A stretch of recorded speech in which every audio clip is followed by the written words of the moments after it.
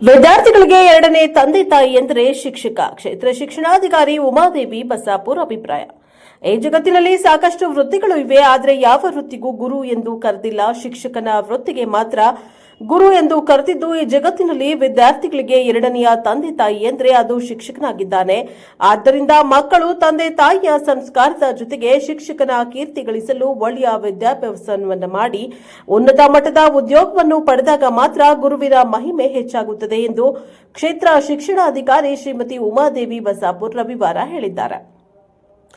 ತಾಲೂಕಿನ ಕರುಡಗೇರ ಗ್ರಾಮದ ಸರ್ಕಾರಿ ಪ್ರೌಢಶಾಲೆಯ 2007 ಮತ್ತು 8ನೇ ಸಾಲಿನ ಎಸ್ಎಸ್ಎಲ್ಸಿ ವಿದ್ಯಾರ್ಥಿಗಳಿಂದ ಗುರುನಮನ ಹಾಗೂ ಸ್ನೇಹ ಸಮ್ಮಿಲನ ಕಾರ್ಯಕ್ರಮದ ಅಧ್ಯಕ್ಷತೆಯನ್ನ ವಹಿಸಿ ಮಾತನಾಡಿದ್ದಾರೆ. ಕಾರ್ಯಕ್ರಮವನ್ನು ಶಾಸಕ ಹಾಗೂ ವಿಧಾನಸಭೆ ವಿರೋಧ ಪಕ್ಷದ ಮುಖ್ಯ ಸಚೇತಕ ದೊಡ್ಡನಗೌಡ ಪಾಟೀಲ್ ಇವರ ಮಾತೋಶ್ರೀಯವರಾದ ಹನುಮಮ್ಮ ಹನುಮಗೌಡ ಪಾಟೀಲ್ ಕಾರ್ಯಕ್ರಮವನ್ನು ಉದ್ಘಾಟಿಸಿದರು. ಕಾರ್ಯಕ್ರಮದ ಸಾನ್ನಿಧ್ಯವನ್ನ ಶಿವಾನಂದಯ್ಯ ಗುರುವಿನ ವಹಿಸಿದ್ದಾರೆ. ಈ ಸಂದರ್ಭದಲ್ಲಿ ಸರ್ಕಾರಿ ಪ್ರೌಢಶಾಲೆಯ ಹಳೆ ವಿದ್ಯಾರ್ಥಿಯಾದ ಅಯ್ಯನಗೌಡ ಪಾಟೀಲ್ ತಾನು ಕಲಿತ ಗುರುಗಳನ್ನ ಹಾಗೂ ಪಾಠಶಾಲೆ ಬಗ್ಗೆ ಅನಿಸಿಕೆಯನ್ನ ವ್ಯಕ್ತಪಡಿಸಿದ್ದಾರೆ. ತದನಂತರ ಸರ್ಕಾರಿ ಪ್ರೌಢಶಾಲೆ ಕರುಡಗೇರ ಹಳೆ ವಿದ್ಯಾರ್ಥಿಯಾದ ಮಹಬೂಬ್ ಇಲಾಯಿ ಪ್ರಾಸ್ತಾವಿಕವಾಗಿ ಮಾತನಾಡಿದ್ದಾರೆ.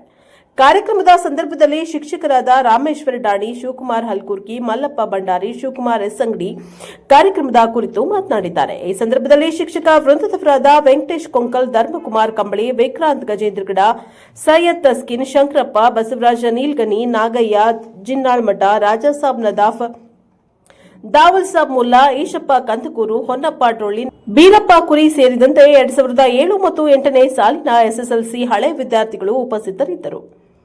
News bureau Kushtagi. ಮೊದಲು ನಮ್ಮ ಶಾಲೆಗಳನ್ನು ಗುಡಿ ಶಾಲೆ ಅಂತ ಕರಿತಾ ಇದ್ರು. ನಿಮ್ಗೂ ಗೊತ್ತಿರಬಹುದು, ಇಲ್ಲೆಲ್ಲ ಹಿರಿಯರಿದ್ದೀರಿ. ಗುಡಿ ಶಾಲೆ ಅಂತ ಕರಿತಿದ್ರು. ಅವೆಲ್ಲ ಗುಡಿಗಳಲ್ಲೇ ನಡೀತಾ ಇದ್ವು. ಸರ್ಕಾರಿ ಶಾಲೆಗಳು ಅಂತ ಇತ್ತೀಚೆಗೆ ನಾವು ಕಾಣ್ತಾ ಇದ್ದೇವೆ. ಅದೇ ರೀತಿ ಅನುದಾನಿತ ಶಾಲೆಗಳು ಅಂತ ಕರಿತಾ ಇದ್ದೇವೆ. ಅನುದಾನಿತ ರಹಿತ ಶಾಲೆಗಳು ಅಂತ ಈಗ ಆಗಿದೆ ಹೊಸದಾಗಿ. ಇವುಗಳೆಲ್ಲರಲ್ಲಿಯೂ ನಾವು ನೋಡಿದಾಗ ಗುರುವಿಗೆ ಮಹತ್ತರವಾದ ಸ್ಥಾನವನ್ನ ನಾವು ಕೊಡ್ತಾ ಇದ್ದೇವೆ.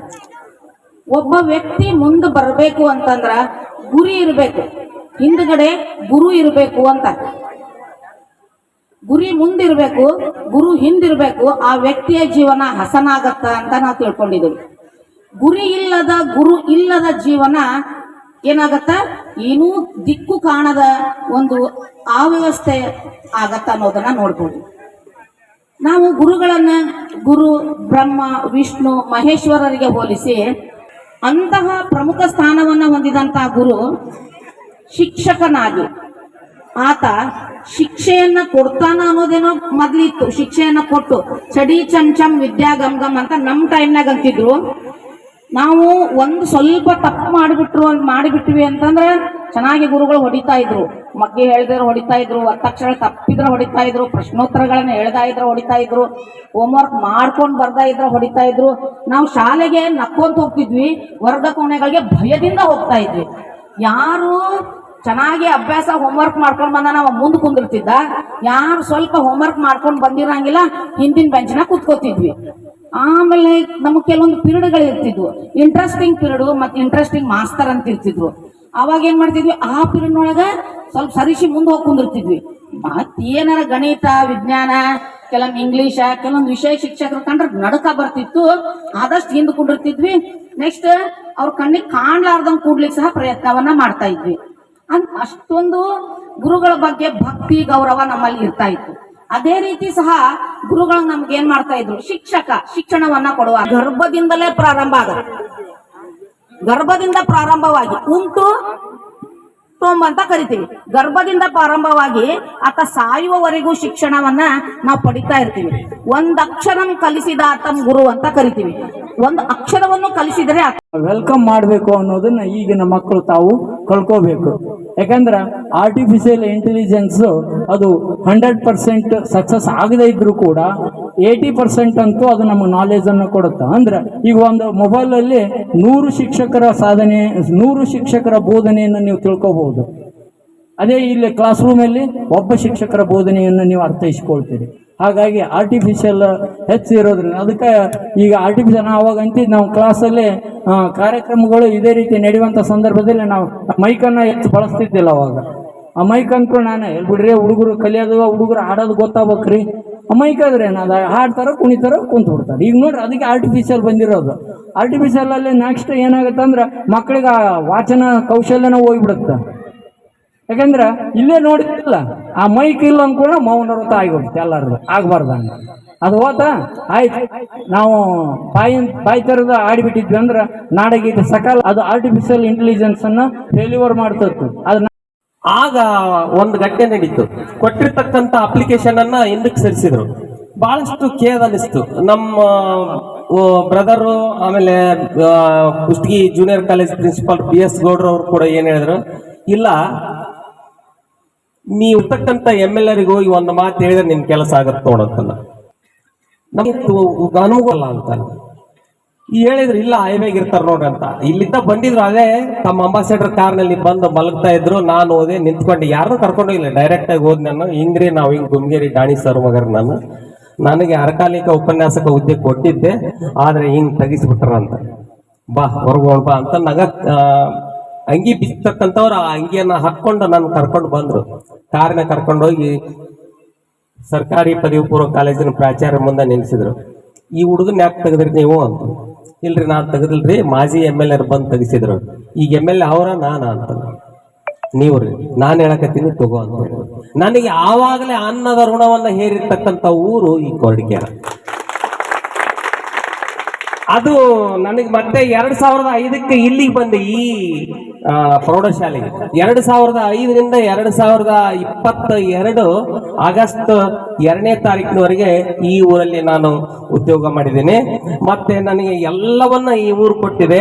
ಆಮೇಲೆ ನನಗೆ ಏನ್ ಖುಷಿ ಇದೆ ಅಂತಂದ್ರೆ, ಇವತ್ತು ನಮ್ಮ ಕೈಯಲ್ಲಿ ಈ ಶಾಲೆಯಲ್ಲಿ ಓದಿರ್ತಕ್ಕಂಥ ವಿದ್ಯಾರ್ಥಿಗಳು ಬೇರೆ ಬೇರೆ ಕ್ಷೇತ್ರಗಳಲ್ಲಿ ಬೇರೆ ಬೇರೆ ಸ್ತರಗಳಲ್ಲಿ ತಮ್ಮದೇ ಆಗಿರ್ತಕ್ಕಂಥ ಸೇವೆ ಸಲ್ಲಿಸಿ ನಮ್ಮ ಊರಿನ ನಮ್ಮ ಶಾಲೆಯ ಕೀರ್ತಿಯನ್ನ ಬೆಳಗಿಸ್ತಾ ಇದಾರಲ್ಲ, ಅದು ಖುಷಿ ಕೊಡ್ತಕ್ಕಂಥ ವಿಚಾರ. ಅದು ಹಾಗೆ ನಿರಂತರವಾಗಿ ಹಬ್ಬಲಿ.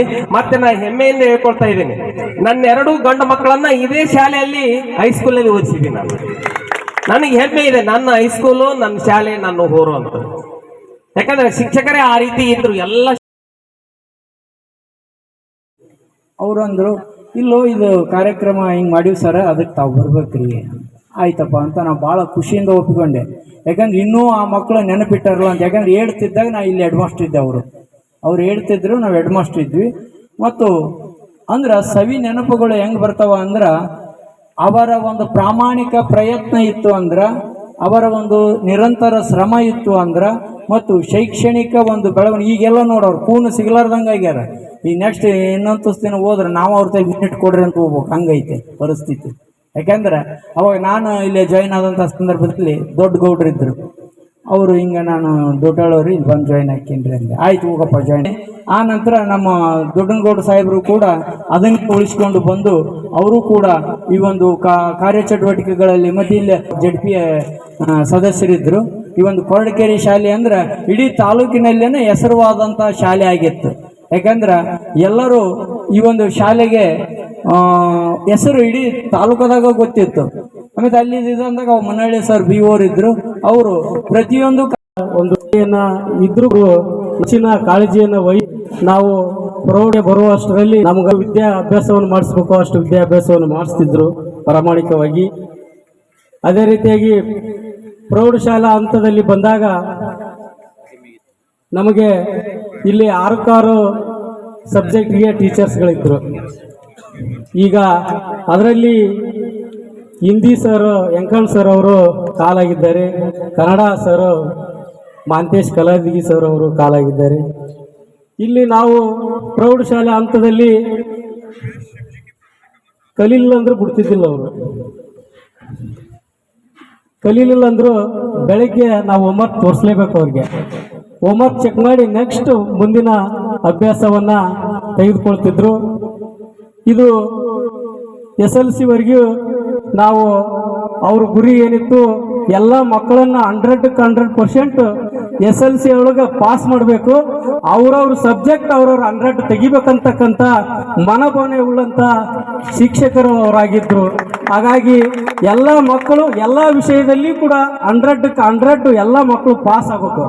ಅವರು ಎಷ್ಟು ಮಾರ್ಕ್ಸ್ ತಗೊಂತಾರ ಅದು ಬೇಕಾಗಿಲ್ಲ, ಬಟ್ ಎಲ್ಲ ವಿದ್ಯಾರ್ಥಿಗಳು SLC ಉತ್ತೀರ್ಣ ಆಗ್ಬೇಕನ್ನೋ ಒಂದು ಉದ್ದೇಶ ಇಲ್ಲಿ ಇರ್ತಕ್ಕಂಥ ಎಲ್ಲ ಟೀಚರ್ಸ್ಗಳಿಗೂ ಇತ್ತು.